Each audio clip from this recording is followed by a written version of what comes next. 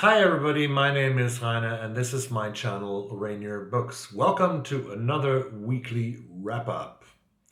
I'm talking about what I have read over the course of the last week, what other thoughts I had over the course of the last weeks about things that might interest you as well, and what I'm planning to do reading-wise and maybe even listening-wise in the next week. So let's get started.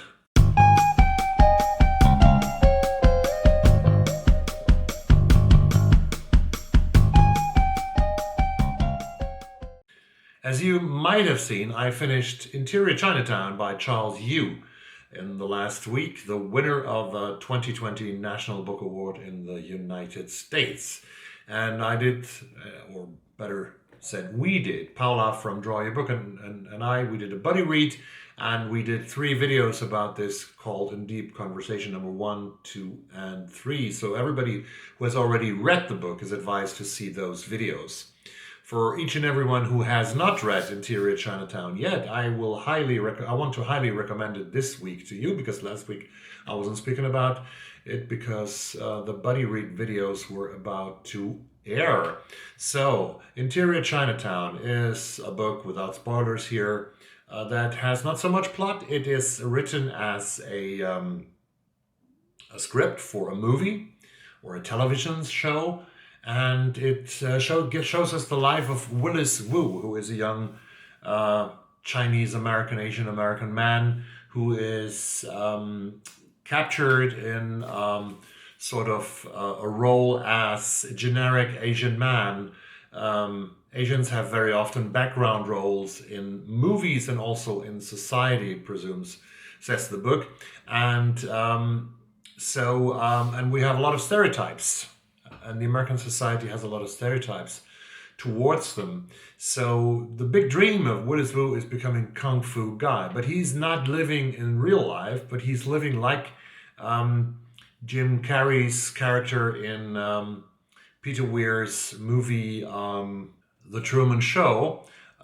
He is living in a loop. He's living in a television series called Black and White, where a black and a white detective are solving cases, and one of the cases is apparently playing out in Chinatown, and Willis Wu has the role as generic Asian man, and he wants to do more. This is a very funny and hilarious novel. In a way, it has often been described as funny and hilarious, although the core of the plot, the subject that the author is talking about, is discussing, is very serious. It's about prejudices against Asian Americans and about how Asian Americans are treated in the American society. Since the coronavirus has come to the United States, and since the president of the United States has called it the so-called China virus in his speeches and in all of his communications, the number of assaults and violent acts against Asian Americans has risen dramatically. And there are so many stereotypes against all Asian people are put together in one pot. I mean, there's no difference. The people don't differentiate between Chinese and Japanese and Koreans, which is leading to horrible acts of violence. I mean, not if anything of this would be legit. I read about a Chinese American who was assaulted a few years ago because of Pearl Harbor in 1941. Because he was Japanese, Chinese, Vietnamese, it doesn't play a role. Asian Americans are Asian Americans for some people, some haters in the United States. And even in other countries. I mean, this questions all of our stereotypes that we have against minorities, even outside the US, of course. If you read this like I did, of course, with a European perspective, I was thinking about how I grew up, how I was educated with television shows like Bonanza, television shows like Kung Fu, songs like Kung Fu Fighting, and stuff like that, and Chinese restaurants, and Chinatown in San Francisco, my experiences there. It's very interesting to think about your relationship towards Asian Americans. I was in Vancouver in 2018. I was very impressed by the large, beautiful Asian communities in Vancouver, and didn't see so much of stereotypes over there. This is a very beautiful book. You can read it very quickly because it's written as a script. It's about 250 pages long, and it's very thoughtful, very insightful, and you also might discover some parallels with TV shows that you have seen. For example, I had a flash of Westworld when I saw this, the HBO series Westworld, and I was super happy and surprised at the same time when I read afterwards that Charles Yu has actually been writing for Westworld and for HBO. Highly recommended, National Book Award winner of 2020, Interior Chinatown by Charles Yu. What I'm currently reading and haven't finished yet. I have a buddy read with Ellie from Ellie's Little Library in England, and we are reading The 392 by Ashley Hickson-Lovence together. I think this is a debut book. Ashley Hickson-Lovence is 29 years old. He's from Hackney in London, and this is a very Londonish book because the 392, that's a bus. I mean, when we think of London, we always think of red buses, don't we? And among other things, of course.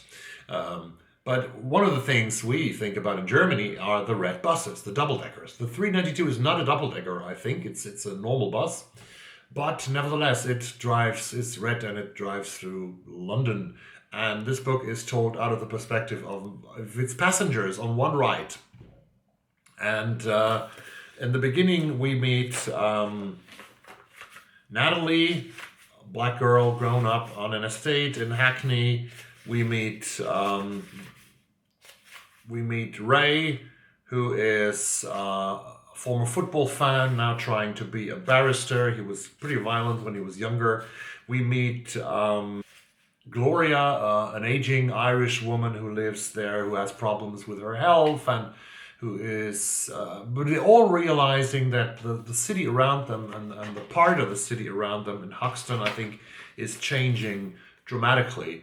And this is a book about very different, colorful people, a bunch of people that really represent London in a beautiful way.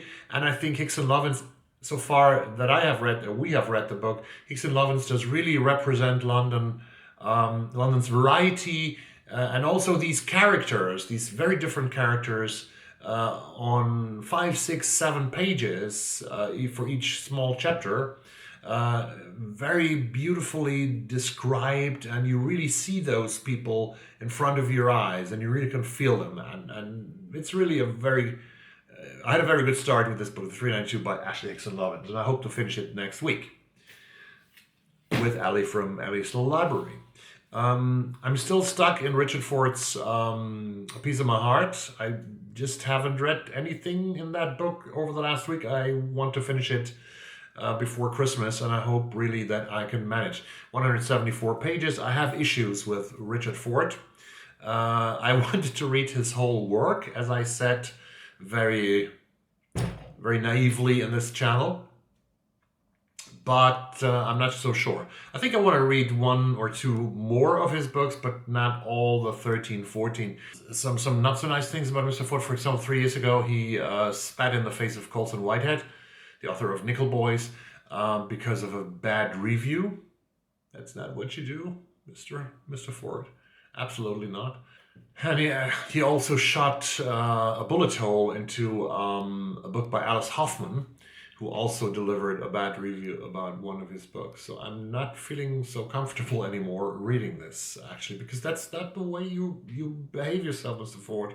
This is not the way things go in 2020. Nevertheless, he has amazing language skills. He is a writer that I would really compare to the classic Americans like Faulkner and Hemingway.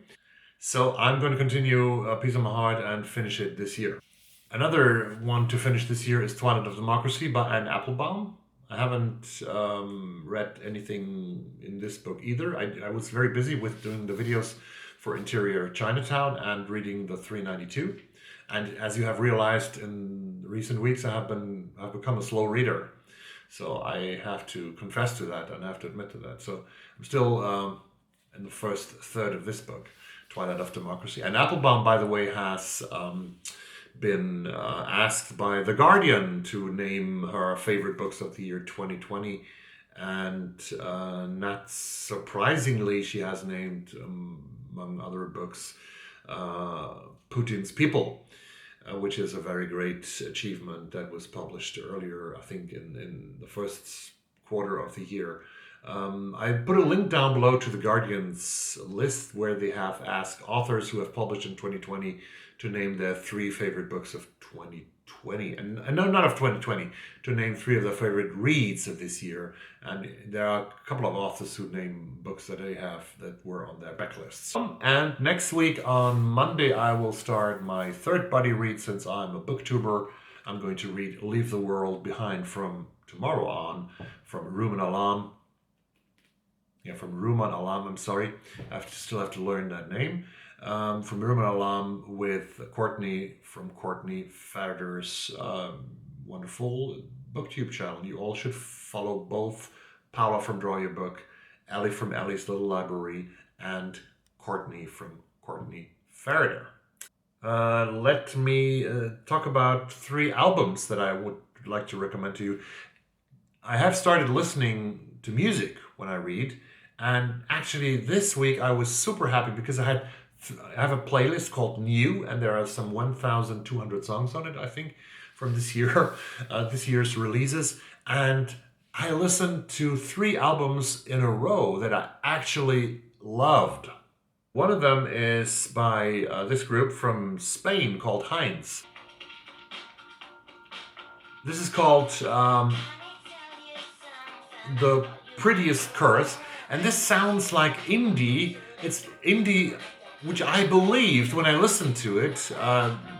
I located it in Portland, Oregon, or in Seattle in the state of Washington. But I was super surprised when I Googled this and when I found out that this is a band all the way from Madrid, Spain. This is Hinds from their new album, The Prettiest Curse, the song's called Just Like Kids, Meow.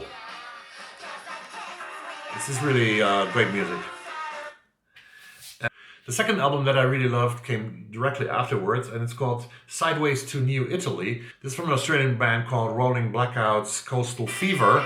And the title that I actually loved most on this album is playing right now. It's called She's There.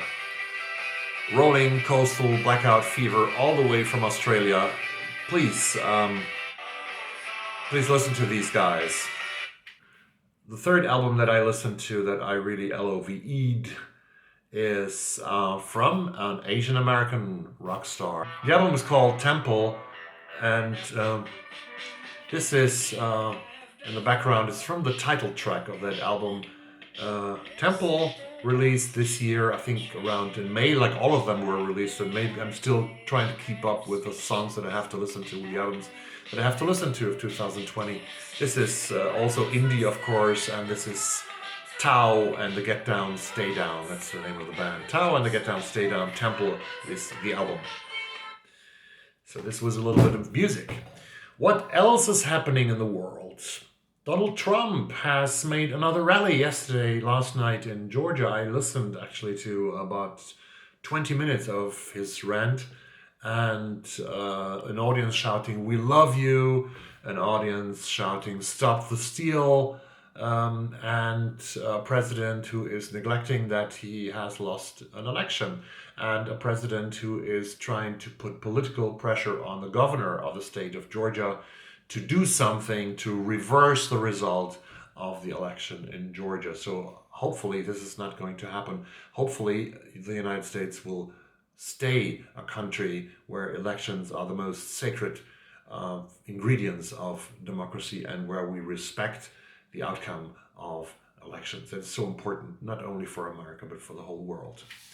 That is really still worrying. I think we still have to wait until December 14th. Coronavirus is thriving, and it's really devastating to read this week. I mean, I'm a hobby epidemiologist. No, I'm not. But I'm looking at news, I'm listening to podcasts, and sometimes I look at the numbers. And a couple of weeks ago, when the US had already a very bad situation and about 1,500 people dying every day, I looked at the new infections and I thought that, my God, this is going up to almost 3,000 deaths per day very soon. And now we are there. Last week, 2,800 Americans died on a daily basis, and for 3 days in a row, I think, 2 or 3 days in a row, which means that 2 Americans die every minute, which is horrible and which doesn't have to be it doesn't have had to be this way. But it's horrible that masks, the wearing of face masks, have become a political issue, and that if you are blue, you wear a mask. If you're red, you don't wear a mask. That's almost the situation in that country. It shows how divisive everything is. Here in Europe, we have we have a strange situation with tens of thousands of so-called Querdenker in Germany. They're thinking different than the mainstream is thinking, and they're demonstrating against all of the restrictions against the coronavirus. They say that the coronavirus is an invention, and it's an attempt to destroy democratic rights, and they want all restrictions to stop immediately. There are a bunch of new videos by Bolton Bankrupt. Bolton Bankrupt is a great British video blogger. He is traveling throughout mostly the former Soviet Union countries, and he has been to Kyrgyzstan and has visited some places that normal journalists won't go and won't show you anything.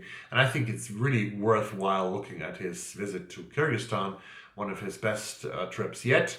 I'll put a link down below. The guy has 2.4 million subscribers, so he's way out of my reach, at least. But I really admire his work.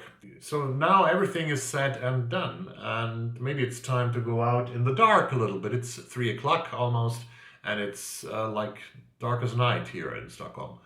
I thank you so much for dropping a comment down below. What you think of, for example, Interior Chinatown, if you've read it. What you think of the 392 by Ashley Hickson-Lovence, and what you think of Richard Fort, if you have read anything about him or anything from him. Thank you. Have a great Sunday. Wear a mask, socially distance, and keep safe. Bye-bye.